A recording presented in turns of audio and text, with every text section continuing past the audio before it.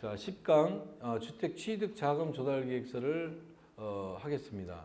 요거는 지금 여러분들이 혹시나 이걸 내가 요번에 교재에서 빼려고 했었는데 그냥 비규제 지역으로 대부분 됐기 때문에 혹시나 또 여러분들이 강남, 서초, 송파나 용산에 개업할 수가 있기 때문에 또는 취직을 할 수가 있기 때문에 또 여러분들만 공부하는 거 아니라 제 책은 또 전국판이다 보니까 또 강남에서 또 사용할 수가 있기 때문에 요거를 빼지는 말고 간단히 설명을 해야 되겠다라는 생각으로 일단 여러분들도 혹시나 또 이 법이라는 게 하도 바뀌어가지고 또 생겨날지도 몰라요. 그러니까 간단히만 이런 게 있구나라는 그런 것만 아시고 넘어가시면 되겠습니다. 자, 지금은 투기과열지구 조정대상 지역 같은 경우에는 좀 아까 말씀드린 강남, 서초, 송파, 용산 요거는 모든 주택의 개념은 단독이 됐든 공동주택이 됐든 입주권이 됐든 분양권이 됐든 이런 전매 과정이 됐든 이런 모든 주택에 관련된 것들은 무조건 주택 취득 자금 조달 계획서를 쓰는 거예요. 한마디로 말해서 너 돈 어디서 났냐 이거야. 너 돈 어디서 나서 이걸 샀느냐 이런 말이야. 증빙을 하냐 이런 말입니다. 자, 그러나 그 외 지역은 지금 비규제 지역으로 풀렸기 때문에 6억 원 이상만 주택 거래 취득 자금 조달 계획서를 씁니다. 대신에 6억의 이하 같으면은 그냥 실거래 신고만 하고 주택 취득 자금 조달 계획서도 안 쓰고 6억이 이상이 된다면 실거래 신고하고 주택 취득 자금 조달 계획서는 쓰되 거기에 대한 너 돈 어디서 났냐는 증빙자료는 첨부 안 한다는 거. 그러니까 비규제 지역 같은 경우에는 뭐 한참 별 그렇게 의미는 없다는 얘기예요. 어찌됐든. 자, 이런 식으로 정리를 하시면 되겠고요. 자, 기간은 계약 후 30일 이내 신고죠. 그죠? 그리고 만약에 계약이 해지가 됐어. 해지가 된 경우도 마찬가지로 거래 취소 시에도 30일 이내 신고를 해야 됩니다. 계약 후 30일 이내 신고하는 거는 그저께 배우신 대로 거래 계약 체결일은 사실적 계약 체결일을 기준으로 한다 아니면 계약서 작성일을 기준으로 한다. 사실적입니다. 그러니까 사실적이라는 얘기는 쉽게 얘기해서 가계약 날짜로 실거래 신고를 해라 이런 의미가 되겠습니다. 신고 의무자는 매도인입니까? 실거래 신고 아니죠. 주택 취득 자금 조달 계획서 매도인하고 전혀 상관이 없죠. 매도인이라고 하고 떠드는 순간 얘가 나오죠. 얘 처음 나왔네. 얘가 나온다는 얘기는 뭐가 짓는다는 얘기야. 그래서 매도인은 아니고 매수인입니다. 매수인이 신고하거나 또는 중개한 공인중개사가 실거래 신고하면서 동시에 같이 신고하는 거예요. 실거래 신고하면서 주택 취득 자금 조달 계획서를 신고를 안 하면은 안 넘어가. 그래서 실질적으로는 공인중개사가 쓰는 거라고 생각하시면 되겠어요. 실거래 신고하는데 대신에 얘를 공인중개사 임의대로 너 돈 이렇게 놨지?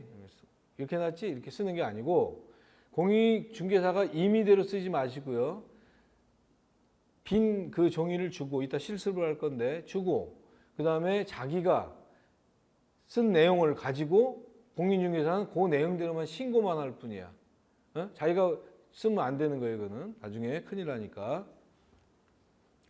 자, 자기 자본과 타인 자본으로 구분되는데 보통은 자기 자본 같은 경우는 예금액이 되겠죠. 그죠? 그 다음에 뭐 상속을 받다든가 증여를 받았다든가 현금 보유액이 있을 테고 또 부동산 처분액이 있겠죠. 뭐 주식을 갖고 있다든가 주식이나 또 다른 채권의 어떤 서류를 갖고 있다든가 이렇게 되는 게 자기 자금이죠. 그리고 타인 자금 같은 경우에는 내가 대출을 받았어. 또는 뭐 마누라한테 빌리든 누구한테 빌리든 간에 차용을 했어. 그리고 전세 보증금을 끼고 사는 경우가 있겠죠. 그죠? 뭐 보증금 끼고 사는 그런 돈이 타인 자금이죠. 이런 걸 구분해 가지고 이제 쓰시면 되는 거야. 얘는 자기 자본이 뭔지는 아시겠죠. 그죠? 자, 그래서 만약에 금융기관 예금액이나 주식이나 채권, 뭐 현금 이런 것들, 채권이나 주식 같은 경우에는 증빙을 해야 될 때 뭐로 증빙해야 되냐면 통장 사본이 있을 거 아닙니까? 사본을 해가지고 제출하면 되시는 거예요. 상속 증여를 했다는 것은 세금 낸 증명서가 있을 거 아닙니까? 그죠? 납부 증명서로 일단은 증명을 입증을 하시면 되겠고요. 부동산 처분액은 내가 전에 있는 집을 매매를 했다든가 아니면 전에 전세로 들어가 있는데 그 계약서가 있겠죠. 그 전세 매매 계약서를 증빙으로 제출하면은 뭐 깔끔한 증빙 서류가 되겠죠. 자, 타인 자본은 조금 말씀드린 대로 대출금은 내가 대출금 냈다가 당장 신고할 수 있는 게 아니잖아요. 안 나왔는데 아직 30일 내에 신고를 해야 되는데 대출금은 증빙할 방법이 없잖아. 그래서 이거는 대출 신청한 서류 요걸 가지고 증빙을 하면 되겠고요. 임대보증금은 전세 낀 집을 갖다 산다면 전세 낀 그 계약서 승계 계약서를 가져오면 되겠고요. 그다음에 내가 이 집을 산 다음에 요거를 전세 놓을 계획입니다라고 하면은 차후에 지금 입증할 수가 없기 때문에 사실적으로 쓰고 차후에 뭐 한 달이나 두 달 있다가 서류를 내겠습니다 이렇게 하면 통과가 됩니다. 차용은 이런 것이죠. 우리 취업 창업 계획 때 나오신 분들은 요거에 대해서 설명을 한 기억이 나죠. 자, 요거는 35강 가서 가족 간 금전 거래를 통해서 자세하게 다시 한번 정리를 하겠습니다. 차용할 때는 차용증 증빙을 하는데 이자만 지급하는 방법이 있고 무이자로 해서 원금 지급하는 방법이 있는데 어떤 방법이 더 가족 간의 금전 거래를 효율적으로 하는가는 35강에서 다시 설명을 해드리겠습니다. 아무튼 차용은 이렇게 정리를 하면 되겠어요. 그러면 아까 말씀드린 신고 시점에 미비된 서류가 있을 수가 있겠죠. 대출 관계 아직 안 나왔잖아. 그러니까 대출 내가 했다는 그런 입증하는 신청서를 하시면 되겠고요. 그다음 매수 전세 놓을 계획이다. 정정주택이 아직 안 팔렸다. 이렇게 사유를 기재한 후에 거기다가 나중에 제출하겠다 이렇게 쓰면은 요거는 그냥 통과를 시킵니다. 자, 그래서 간단히 요거를 한번 여러분들이 정리를 한번 해보도록 하겠습니다. 한번 연필을 써보세요. 지금 아파트 지금 상황이 이렇습니다. 그럼 여러분들이 주택 취득 자금 조달 계획서를 쓴다 한다면 일단은 자기 자본을 구분을 하고 타인 자본을 구분해야 되겠죠. 그럼 자기 자본을 한번 써보세요.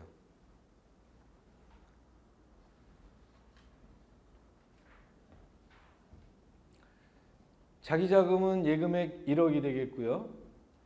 주식 매각 대금도 1억 맞죠?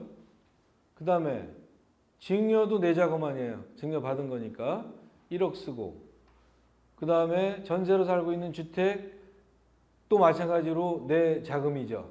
그죠? 부동산 처분 자금이니까 그러면은 내 자금은 1113 해가지고 6억이 되는 거네요. 그죠? 그 다음에 타인 자금은 일단 금융대출 3억이 있고 그 다음에 차용이 형한테 1억이 있어요. 그죠? 그러면은 타인 자금은 일단 4억이 되는 것이죠. 그래요? 자, 거기다 맞춰가지고 일단은 이렇게 써보면 되시겠죠. 그러면 자기 자금은 어떻게 됩니까? 이렇게 되겠죠. 금융기관 예금액 1억에다가 증여를 1억을 받았잖아요. 직계존비속 관계부 이렇게 쓰면 되겠고요. 그 다음에 부동산 처금 대금이 3억이고 주식이 1억이야. 그럼 여기는 여기에 대한 합산 금액이 적혀지는 거예요. 얘는 자동으로 이렇게 적혀집니다. 자동 합산. 얘를 적어 놓으면 자동으로 띡 하고 나옵니다. 자, 그 다음에 타인 자금을 쓰면은 금융기관 대출액이 3억이고 주택담보대출로 3억이 받았다는 얘기예요. 뭘로 받았냐 이 말이에요. 얘는. 어? 대출을 받는데 뭘로 받았느냐? 주택담보대출로 3억을 받았다. 그리고 차입금은 형한테 받았잖아. 차용을. 그죠? 형이라 쓰고 그 밖에 관계지 형은. 직계존비속이 아니니까. 그죠? 그리고 1억 쓰면은 얘네들은 자동합성으로 딱 나온다는 얘기예요. 그럼 10억이 딱 나오죠. 그죠? 이렇게 쓰시면 됩니다. 자, 그 다음에 또 한번 써봅니다. 한 장만 더. 뒷장이 있습니다.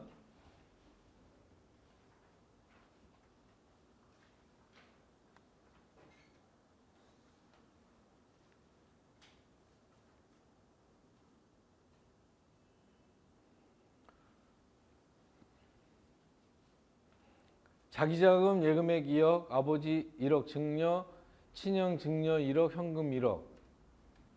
요게 지금 자기자금이네요. 그죠? 그리고 타인자금은 금융대출 1억, 배우자 차용 1억, 세입자 보증금 5억. 이게 타인자금이네. 그럼 그 내용을 분류해서 쓰면은 또 이렇게 되겠죠. 금융기관 2억,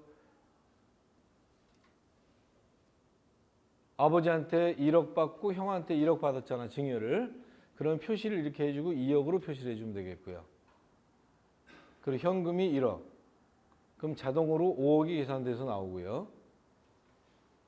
그 다음에 금융기관 대출이 1억인데 뭘로 받았느냐? 나 신용대출로 받았어. 아니면 뭘로 받았다 이렇게 하면 되겠죠. 받은 대출 금액을 쓰시면 되겠고, 임대보증금은 지금 끼고 사는 거네. 그죠? 전세를 끼고 사는 거니까 5억.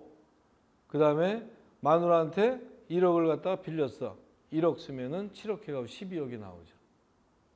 이렇게 쓰시면 됩니다. 간단하죠? 어렵지 않죠? 그러니까 주택취득 자금 조달 계획서를 일단은 키포인트는 자기 자금을 분류를 일단 해놓고 써놓은 거야. 옆에다가 자기 자금이 뭐뭐뭐 얼마 있고 타인 자금이 뭐뭐뭐 얼마 있고 그 내용을 여기다 기입을 하시면 되는 거야. 그죠? 자, 그런데 만약에 내가 공인중개사라면 여러분들이 매수인이라면 내가 임의대로 쓰는 건 아니라고 그랬었죠. 이 사람이 이걸 준단 말이에요. 이거를 주란 얘기야. 이거를 써오세요. 아니면은 써서 저한테 사진 찍어서 보내주세요. 이렇게 하란 말입니다. 대신 거기다가 매수인 누구누구 몇 년 몇 월 며칠 딱 자기가 작성한 거. 나는 그거 작성한 것만 보고 쓴 거야. 그죠? 그 증빙 자료를 가지고 있으면 된다는 얘기예요. 아시겠죠?